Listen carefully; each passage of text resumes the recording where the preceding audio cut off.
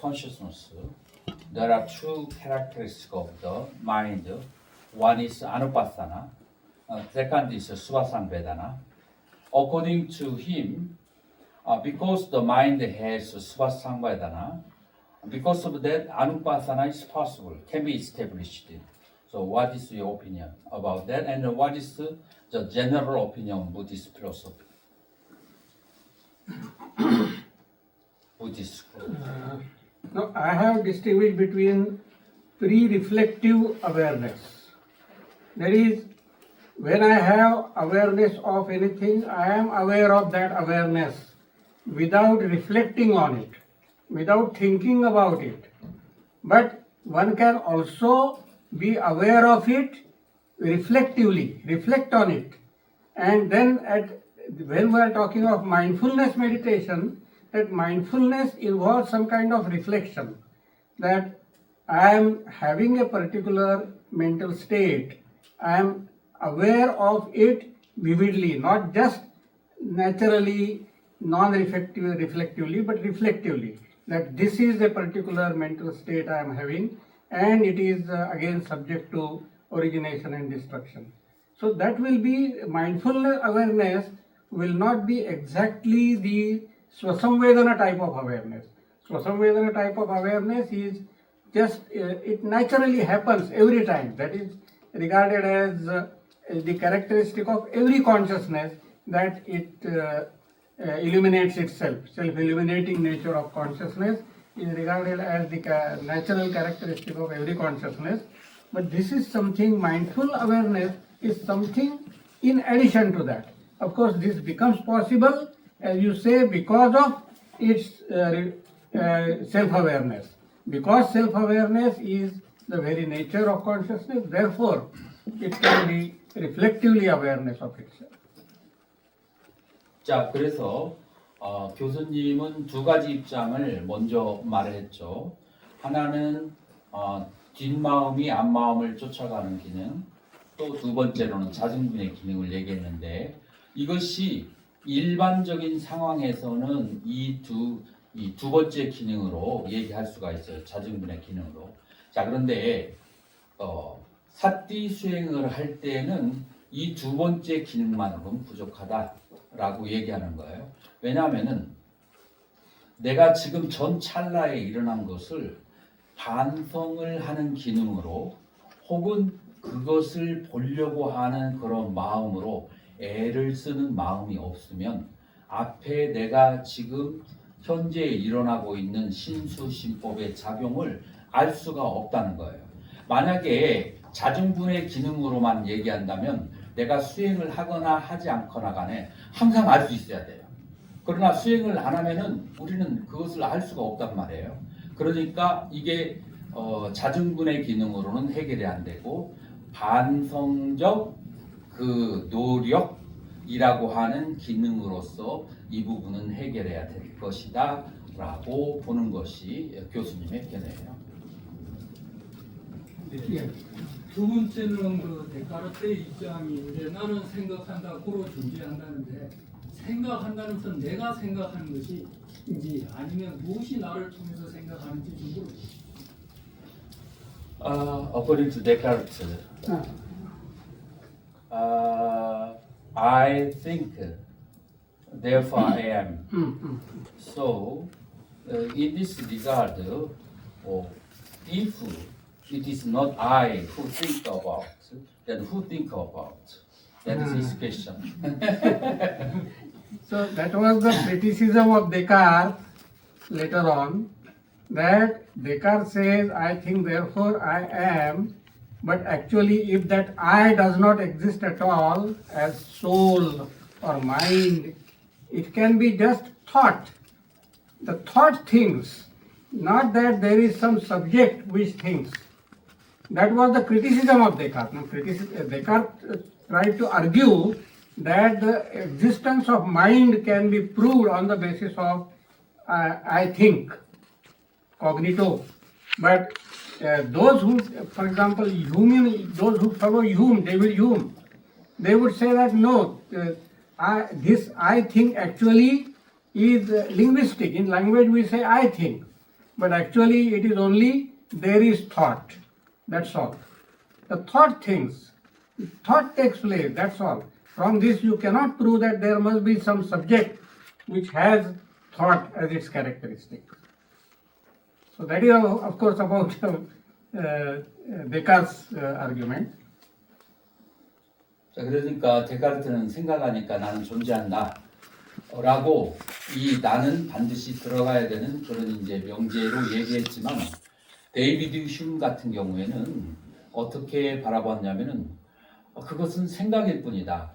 이것은 언어적으로 표현할 때 나는 생각한다 라고 하는 거지만 우리가 가만히 살펴보면 생각이 생각을 하는 것 그것 안팎에 어디 다른 것도 존재할 수가 없다. 생각이 생각하는 것이다. 거기에 꼭 나라는 것이 들어갈 이유는 없다. 라고 그렇게 후대에 있는 철학자들은 반박을 하죠. 다음 그렇게 쉽지 않습니다. 하나요? 이렇게 질문이 없으세요? 몇 가지 있는데요.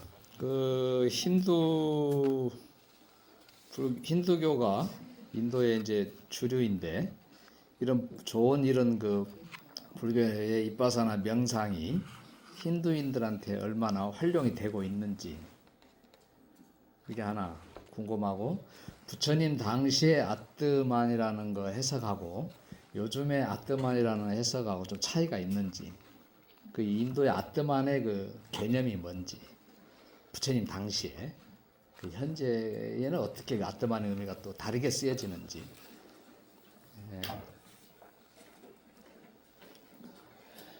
자, 그래서 in modern time there are many Hinduists in India. Now, how many Hinduists are practicing vipassana meditation? That you want to know. That's number one. Number two, the sense of Atma at the Buddha's time, or the sense of Atma in this time, whether they can be different or that is the same. These two questions he raised. Now, there are thousands of Hindus who go to Vipassana center, who do Vipassana courses, and also many of them practice Vipassana. But that does not mean that they fully follow the Vipassana in its core. Many times they maintain all their Hindu samskaras, and in addition they practice Vipassana because it is very useful. And of course this is what Satyanarayan Goenka also, he made it open to all, whether Buddhist or non-Buddhist. So non-Buddhists took advantage of it, they were benefited by it, there is no doubt about that. And the one advantage is that traditionally there has been some kind of misconception about the Buddha and Buddha's teachings. That misconception is largely reduced. That Buddha has definitely something meaningful he had to say, and that is very useful for our life. This kind of awareness has increased among Hindus.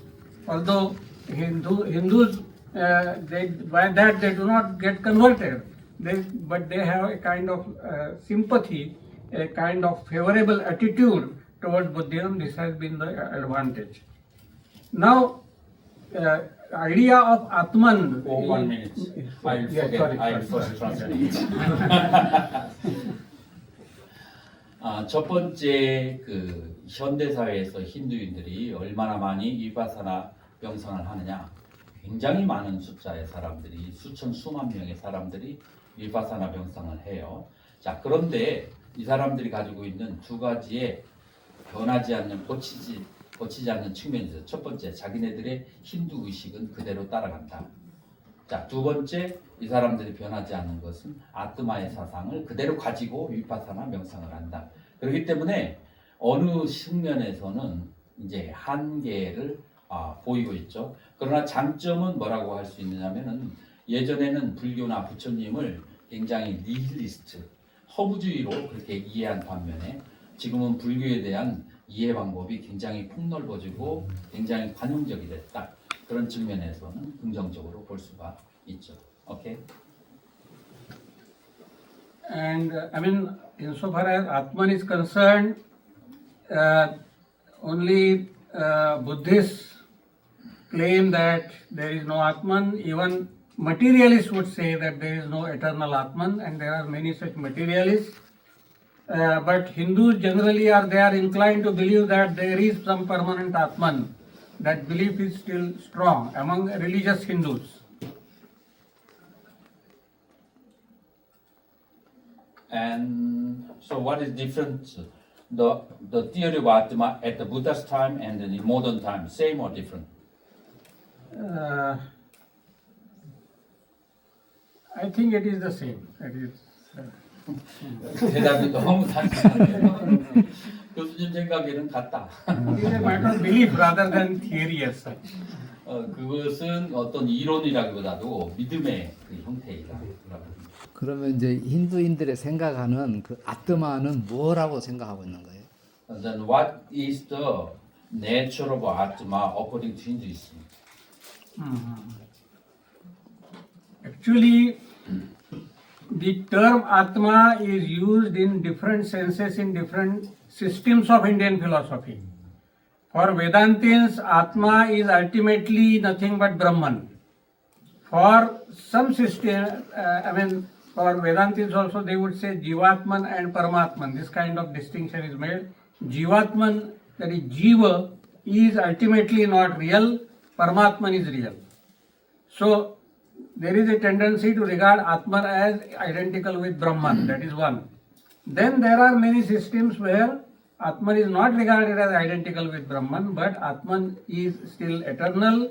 It is subject to attainment of liberation, and some kind of duality is there between Atman and Paramatman, Atman and Ishvara.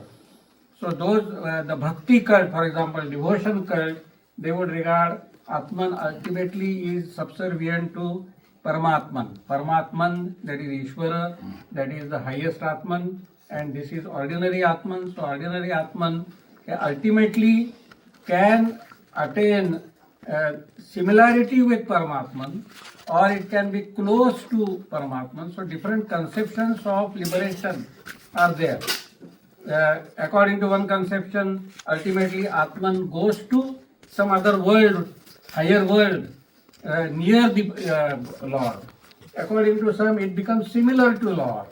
So, different conceptions. According to one, it merges in Lord. It becomes one with Lord.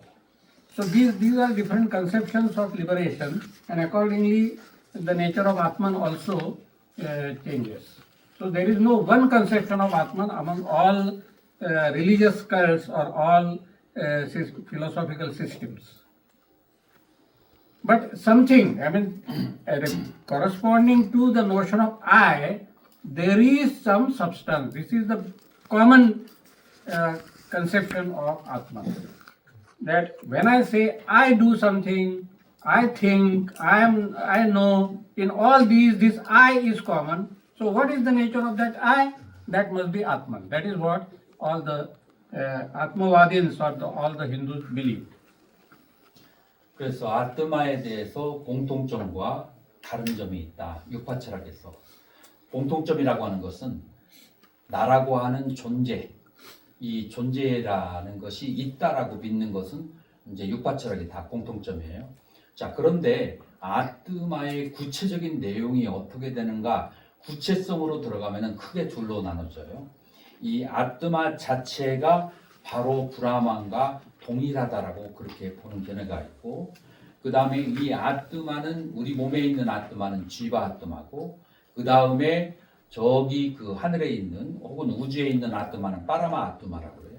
그래서 이 지바 아트마하고 파라마 아트마하고는 달라. 그래서 이 지바라고 하는 것은 이 지바에 있는 까르마를 다 없애고 난 다음에 이 아트마가 그 파라마와 같이 하거나 옆에 있거나 아니면 그 세계에 살거나 등등의 학파마다에 아니면은 그 내 이 아트마가 그 다음에 브라마가 하나가 되어서 완전히 형체가 개개의 아트마가 사라진다 등의 학파마다 각각 다른 형태의 아트마가 존재하지만서도 그러나 이들에게 공통적인 측면은 무슨 측면이냐면은 나라고 하는 실체라는 측면 속에서의 아트마는 공통성을 가지고 있다라고 할 수 있죠.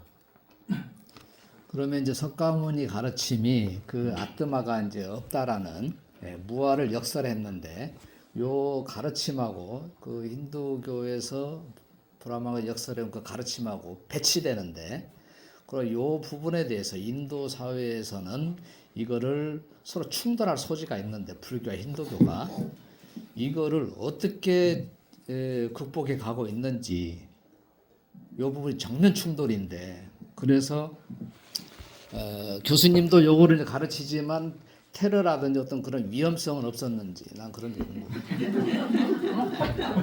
제가 아는 인도 스님도 테러를 당했거든요. 인도에서 포교를 하다가. 그래서 이 정면 충돌되는 이 아뜨만 이 부분에 대해서 어떻게 인도 사회는 지금 가고 있는지. 나는 알고 있지만 일단 질문할게요. So in this case, the Atma theory of the Hinduism and Anathema theory of Buddhism is contradictory, quite contradictory. In this modern society, how Hindu people adopt this non-believing of the Atma theory? This is his question. Actually, they have to think critically. That is more important about our beliefs. When you are just follower of a belief, then you don't think rationally. You don't ask any questions. That is the general tendency and of religious Hindus, that they avoid asking questions, and sometimes if they are fanatic, they don't allow others to ask questions. But if somebody reflects on our own beliefs and questions those beliefs, are they really substantially acceptable or not, then gradually they will be. And there are many rational minded people who think that there is something wrong with our traditional beliefs and there is something which is very important in Buddhism. So in these days we find, because of Baba Saheb Ambedkar's movement, many people who were downtrodden, they adopted Buddhism. But now we find many higher caste, so-called high caste Hindus also, those who are rational minded, they are favorable to Buddhism. We find an increasing number of many rational persons from different castes who are inclined. There are also many cases of conversion in these days where not only the particular Dalit caste, but many other caste people also, they are also adopting Buddhism. So this number is increasing. Of course, that may not be fully satisfactory, but still there is some hope that. Okay, I think this. 내가 재밌게 교수님은 너무 진지하게 대답을 하시는데 내가 재밌는 얘기를 하나 해줄게요. 이것을 그런 크리티컬한 질문을 할 수 있는 사람은 사선 계급 중에서 어느 계급이겠어요? 브라민이잖아요. 요즘에 브라민인들이 바빠요. 어디로 가는 줄 알아요? 제일 첫 번째 선호하는 게 엔지니어링이에요. 그 다음에 메디컬이고, 그 다음에 이제 다른 조금 돈도 되고, 그 다음에 위치도 있는 그런 쪽에 가요. 그렇기 때문에 지금 21세기의 인도 사람들에게 있어서 대부분의 그 사람들은 그런 거에 대해서 몇몇 학자들을 제외하고는 거의 일반인들은 그런 거에 관심이 거의 가지고 있지 않아요. 이제 교수님은 여러 가지로 이제 그렇게 대답을 이제 학문적으로 하시려고 하는데 이건 학문적으로 대답할 수 있는 내용이 아니고 현실적인 상황이 그래요. 네. 예, 원장님 말씀하세요. 먼저 말씀. 네, 간단한 질문. 예, 일어서서 누구냐? 사회복지학과 박사관 정국입니다. 아까 법령처 말씀하시면서 고관장님께서는 당시에 이제 교리적 요소에 대한 알아차림을 좀 얘기하고 싶다고 하셨는데 사실 법령처는 이제 마음의 대상 현상이 실체가 없다, 법무화를 말하는데 교리적 요소에 대한 알아차림으로는 어떻게 그것을 시행으로 연결시킬 수 있는지 한번 듣고 싶습니다. So, when you are explaining about the Dhammanussati as a doctrinal, as a Dhamma, then how can we interpret Dhamma Anatta? In this Dhamma Anatta, should be the doctrine should be Anatta. So there will be some conflict. The word Dhamma is used in different senses in Buddhism. So every time, depending upon the context, we have to interpret the term. So Sabbe Dhamma Anatta, in Dhammapada it is said that all Dhammas are Anatta. There Dhamma means phenomena. All phenomena are soulless or non-substantial. But in that particular Dhammanupassana, in that particular context, we have to mindfully observe different Dhammas. If it is just Dhammas in the same sense of phenomena, then it will be a repetition. Because Vedananupassana, Kayanupassana, all these are Dhammas. So, what is the significance, what is the speciality of Dhammanupassana? There, if you read that passage, you will find that all these examples of principles are given. So, Dhamma actually there means teaching. So, the different principles which I have been taught, one has to develop mindful awareness about those principles, about those doctrines. That seems to be the contention of Dhammanupassana. So there the word Dhamma has to be interpreted. At least we find 3 or 4 meanings of the Dhamma is just the law, that is one meaning. Then Dhamma is phenomena. Dhamma is the objects of mind when they talk about different objects. So the objects of Chitta are called Dhamma. Objects of other sense organs are different objects, but in the case of Chitta they say it is Dhamma. So that idea is different and this idea is different. So depending upon the context we have to interpret the term Dhamma. That is what I feel. 자, 그래서 내가 중간자의 입장에서 얘기를 할게요. 지금 교수님께서는 담마라는 뜻이 여러 가지 있으니까 여기서는 독트린 그 법으로 붓다담마 부처님의 가르침으로 이해해야 된다고 했는데 지금 경국수님이 질문한 것에 아주 포인트가 있는데 예를 들어서 설일체구에서 보면은 신수 심법을 관하면서 어떻게 관하라고 하냐면 신은 부정하고 수는 괴로움이고 심은 무상하고 법은 무아로 관할하겠어요. 그렇기 때문에 여기에서 이 법이라고 하는 것은 사념처 중에 법이에요. 그럼 만약에 이것을 부처님의 법이 무아라고 얘기한다면 그러면은 조금 이상한 저기가 나와요. 그래서 이제 교수님은 지금 이게 남방에 가면은 3분의 1이나 반절은 불법의 그 법으로 그렇게 해석하고 있거든요. 나는 오랜 동안 연구를 해보면서 여기에 그런 문제점이 있다는 것을 발견했어요. 그래서 스님이 생각하고 있는 그 법이라고 하는 그 현성이라고 하는 측면 이 좀 더 논리적으로 저기하다고 볼 수가 있어요. 네, 대형원 교수님. 질문이 상당히 많기는 한데요. 첫 번째는 우리는 보통 배울 때 찰나생 찰나멸이라고 배웠거든요. 마음이 찰나생 찰나멸이라고 하는 관점에서 본다고 하면 그 바로 뒤에 마음을 챙기는 거, 그죠? 마음 챙김이 그렇게 바로 직전에 마음 생각을 챙기는 거라고 이렇게 설명을 하시는데 그렇다고 하면 찰나생 찰나멸 한 마음을 오히려 생성시켜서 잡는 게 아닌가 그런 반론도 제기할 수 있지 않을까라고 하는 생각을 했거든요. 그러니까 이미 멸에서 없어진 것을 다시 돌이켜서 잡는 거죠. 그래서 오히려 그래서 저 생각에는 사마타를 가지고는 성불을 할 수가 없다. 아까 그렇게 설명을 하신 것 같은데 오히려 비파사나보다는 사마타가 훨씬 더 강력한 힘을 가질 수 있지 않을까. 네, 그런 개인적인 생각을 가지고 있는데 교수님은 어떻게 생각하시는지. It is a very interesting question. So the Dhamma Anusati or Anusati is the following. The second mind is followed by the first mind. But now here, the mind, according to Buddhism, is Kshanika.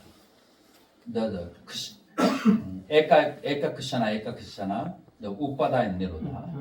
So, if this is the case, why not we just leave it? Then the mind will be more peaceful without noticing it. In this case, the samatha meditation is more powerful than the vipassana meditation, according to her. Now, samatha does not take into account the changing nature of phenomena. It is just ekagrata, one-pointedness of mind. And then this question is asked by others.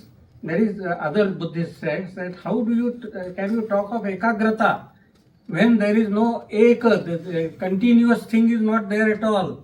So how can ekagrata is possible? How is one-pointedness of mind possible?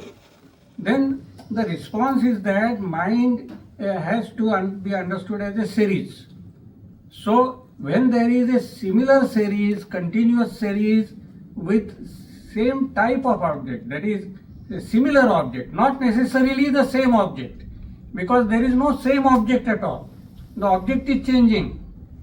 So in samatha, basically this idea that everything is changing is set aside for the time being, and you just focus on a single object for developing peace of mind.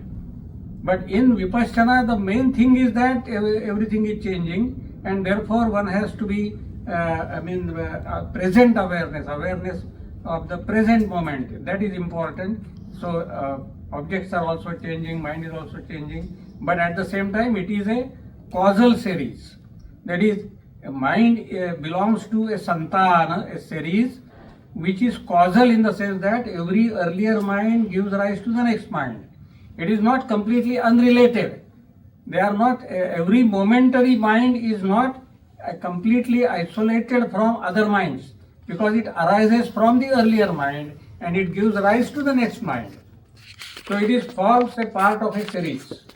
And from that point of view, you can talk of relation between this mind and the next mind. 오케이.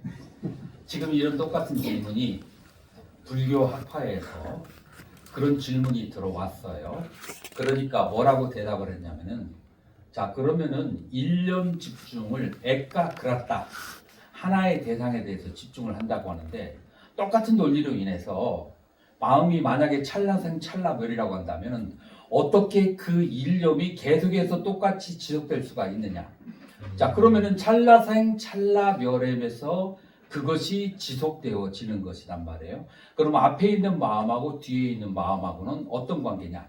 동일하냐? 동일한 것은 아니고 유사하단 말이에요. 계속 유사하면서 시간이 오래 지나면 그것이 그냥 fainting down, 점점 희미해지는 거란 말이에요.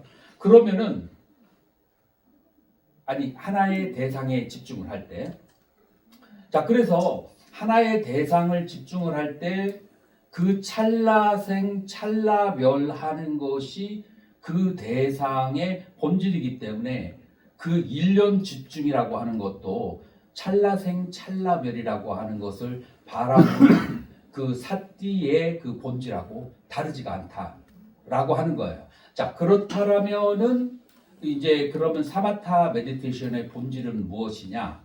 그것은 실존하는 것은 찰나생 찰나멸하는 것이고, 그러니까 실존이 아닌 것을 짐짓 가상의 개념을 앞에다가 두어놓고 그리고 그것에 집중을 해야만이 이 마음의 생멸에 그 움직임이 없어질 거다. 자, 그래서 마음이 집중을 되었는데 그러면은 무엇이 부족하냐면은 마음이 실제 세상에 생존하는 것은 생멸하지 않는 것이 없는데 그 마음이 사마타로 집중을 하게 되면은 생멸하지 않는 것만 봤기 때문에 세상의 본질에 대해서 이해하는 힘이 부족하기 때문에 세상의 본질이 생멸하고 무상하다는 것을 알아야만이 바로 탐진치를 끊어버릴 수 있기 때문에 위파사나 메디테이션이 사마타 메디테이션보다 볼 열반에 들어가게 된 힘이다 라고 하는 것이 불교의 많은 학파들이 이런 논쟁을 통해서 결론으로 이끌어낸 것이다 라고. 근데 가나선에서는 오직 화두만 하면 거기에서 어떤 뭐 생략이라든지 인생의 어떤 불교의 글이라든지 그런 어떤 우리가 설명, 우리가 언어로서 이야기할 수 있는 것을 전부 다 초월하는 것, 초월하는 수행법이다. 저는 그렇게 이해를 하고 있는데 아까 이 한 생각에 집중하게 되면 그 생각 자체가 점점 뒤로 갈수록 희미해진다고 이렇게 표현을 하셨는데 화두를 들어보면 결코 그렇지가 않거든요. 그래서 저는 그 부분에는 조금 이제 수긍을 할 수가 없고, 네, 그 다음 질문 아니 죄송합니다. 요거에 대해서 네, 네. 화두를 사마타 수행이다라고 결론 내리기가 결론 정의되어지는 것이 아니에요. 네네네. 아니요, 저도 그렇기 때문에 이 화두를 이 화두는 네. 보통 일반적으로 지혜 수행이라고 하기 때문에 이것을 꼭 사마타 수행에다가 놓을 수 있는 것은 아니라서 화두를 사마타하고 그렇게 일치시키는 것은 조금 더 우리가 논의를 더 해봐야 될 것이고. 그다음에 두 번째는요. 그 위파사나 수행을 이제 계속 해 나가잖아요. 그래서 위파사나 수행에서 끝나는 건지 그 다음 단계는 어떤 단계가 있는지 그리고 궁금하고, 네, 궁금합니다. 네. So Anupassana of the Chattaro Anupassana. So after Vipassana meditation, what will be the next?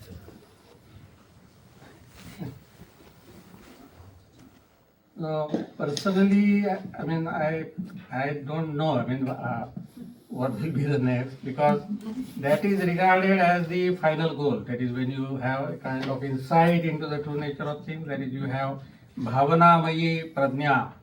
That is the wisdom based on meditation and insight into the true nature of things. That is supposed to be the goal, final goal when you reach that. But side by side, what is important, this is all in a sense you are concerned with your own mind, yourself, so to say. Whatever is happening in your life world, you are concerned with that. But at the same time, what should be our relation with others? For that, I think this Brahma Vihara meditation is also important, and these two should go together. That is, our relationship with others, that also should be a kind of healthy relation leading to happiness of all.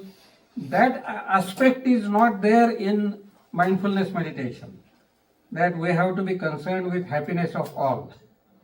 So that these two aspects, when you are concerned with ourselves, we should be completely free from passions, free from cravings, and your mind should be purified, your mind should be, your thoughts should be purified. But at the same time, when you are concerned with others, you have to develop loving kindness and compassion. So in that way, a kind of harmony in your relationship with yourself and relationship with others. Both of them, according to me, should go together. That will make our life happy. 자, 그래서 두 가지로 나누어서 이제 대답을 드린다면은 첫 번째, 본인은 경험이 없어서 대답하기가 뭐라고 해요. 그래서 제가 경전의 지식으로 얘기한다면 위파사나를 통해서 마지막으로 얻는 것은 무상과 고와 무아성을 느끼게 된단 말이에요. 무엇에 대해서? 몸과 느낌과 마음과 마음에 일어난 현상에 대해서. 자, 그래서 어떤 결과가 오느냐? 그 무엇도 집착할 것이 없다라는 것을 깨닫게 되고, 그 집착할 것이 없다는 것을 깨달아서 미라가 그 이욕, 욕망으로부터 벗어나게 되고, 욕망으로 벗어나니까 그러니까 해탈을 하게 되고, 그 다음에 해탈 지변이 일어난다라고 경전에는 그렇게 늘 그렇게 써져 있어요. 그리고 두 번째, 이제 그러면 이 해탈을 하고 난 사람이 사회 속에서 어떤 영향을 가지고 있느냐라고 봤을 때 이제 교수님 개인적으로 표현에는 자비희사라는 수행을 통해서 남들에게 그 다음에 사회 속에서 하나의 그런 역할을 담당해야 된다고 본다. 그래서 이 이파사나 수행 뒤에 교수님이 자비희사, 자비의 그 수행 방법을 교수님이 정리해 오셨어요. 근데 내가 검열을 해서 시간이 너무 길어서 그것은 내가 끊어버렸거든요. 그래서 교수님은 이파사나 수행이 반드시 자비의 그 수행에 의해서 뒤따라져야 된다라고 아마 교수님은 그런 그것을 염두에 두고 질문하지 않았을까 싶어요.